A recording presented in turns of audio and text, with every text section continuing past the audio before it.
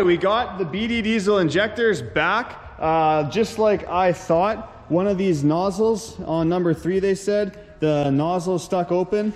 It's kind of cool. They actually sent me the nozzle here, so it's just cool that I have that. But only thing, like, this was a painless experience. Sent these back. They sent me new ones. They had them for, you know, a few days before they sent me one, so they were really quick. The only thing I didn't like is that these fuel tubes, which I think I talked about in another video, how they're a one-time use crush seal. They crush seal. They wouldn't send me new ones. They said these ones are fine just to reuse them. So that to me kind of pissed me off a little bit, but whatever, not a huge deal. So yeah, we are going to put these in really quick, do a time lapse of that, and then we're gonna put the 3rd gen to work. Oh, it's bright there. Woo. We're going to, you know, just see how it drives after. So it should be a good video. It is kind of cool that they sent this tip back as like a souvenir. So here, this is the needle and seat, I believe it's called. Basically what happens is this cavity is always full of fuel. It's just a little bit below what they call cracking pressure. So what happens is this needle is inside there, and when the injector wants to fire, it lets a little bit more fuel in there just to increase the pressure to cracking pressure. That fuel pressure pushes up on this needle, and when it lifts up, the second it lifts up, just like that, that's exaggerated, but it lifts up and then the fuel can go psh, and then as soon as that pressure goes away, then this needle instantly just drops back in place. So this needle is just always going up and down in here. These are like super tight clearances, like 1 micron clearance, but yeah, so this needle is just always going like that in there. And yeah, we don't really know why it's stuck open. It could be because debris when I put it together. It could be lack of lubricity. It just could be, you know, a bad one when it was machined. It is what it is, you know, but it's good to go now. They tested all the injectors out now and said they should be good. So let's get them in.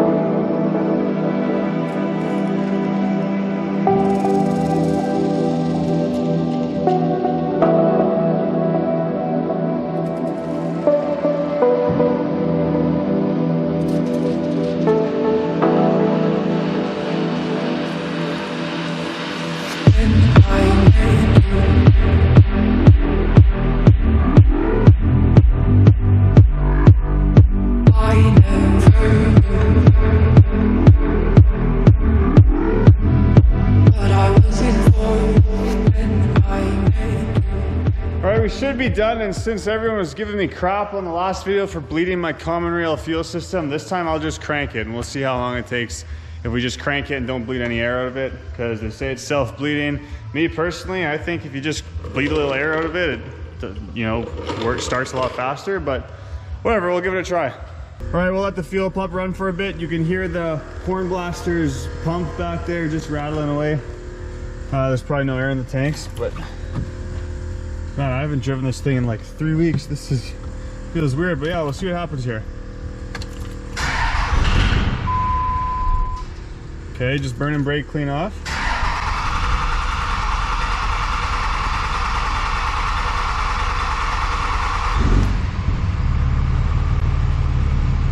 That wasn't bad at all, actually.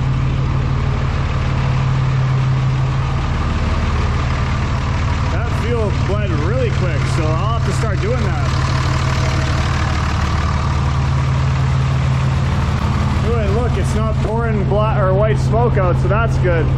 There's still diesel fuel in the exhaust manifold and in the exhaust pipe, you know, and all that stuff. So it's gonna probably smoke a little bit while it burns that off, I'm assuming anyways. Well, she seems to be running good, so I'm gonna take her out. It is dark out now, so we're not gonna be driving it, but tomorrow and Sunday we're gonna be working her, so I'll take you guys along for that. One quick thing that I had multiple people message me on my last video showing when this truck wasn't running with these injectors. They were saying, oh, well, don't you have to tune it to run with, you know, the bigger injectors? And so just so everyone knows, the short answer, it's kind of yes and no. You don't have to tune them. You can just put bigger sticks in it and it's just gonna inject more fuel. You're gonna get some more power and you're gonna smoke more, right? So when I took it out, this thing was smoking like crazy. So what I need to do now is I need to go back to my tuner and I need to be like, okay, look, I got these 90 horse injectors, and what he does is he'll clean up the low boost fueling. So basically when the truck isn't making much boost, it's not gonna be dumping so much fuel in, so it's not gonna be smoking so much. But as the curve goes up, now I'm not a tuner, so I might be saying the wrong lingo here, but kind of as your boost goes up, your ECM will start injecting more and more and more fuel. So right now, it's just injecting too much fuel. So the long story short, you don't have to tune with new injectors, but to get the most out of your injectors, the most power and the cleanest tunes, the most efficiency, then you're gonna want to get custom tunes written.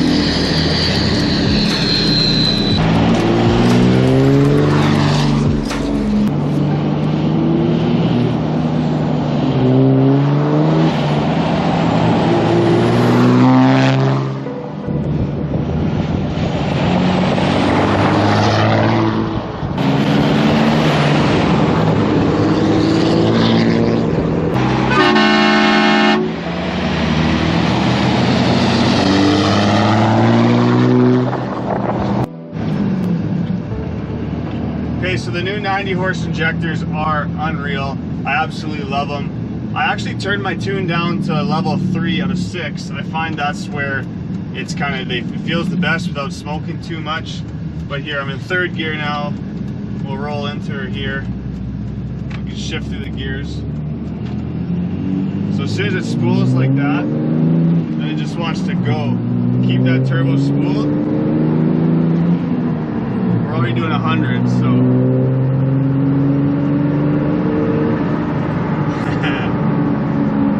So yeah, it's pretty sweet.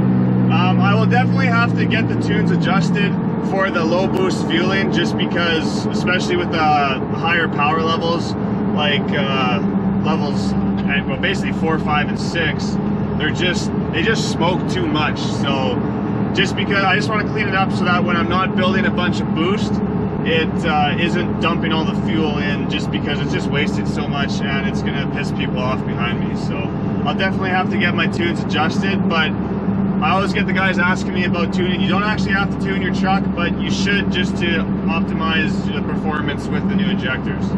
So like right now, if I'm doing like 90 kilometers an hour, I'm in 6th gear.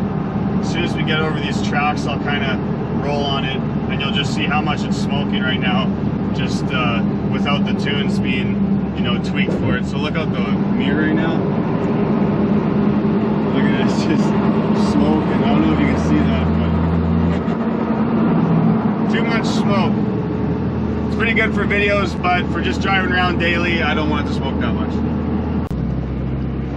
Look at that old Mercury. Thing's sick. That's a sick truck. I want him to get on it.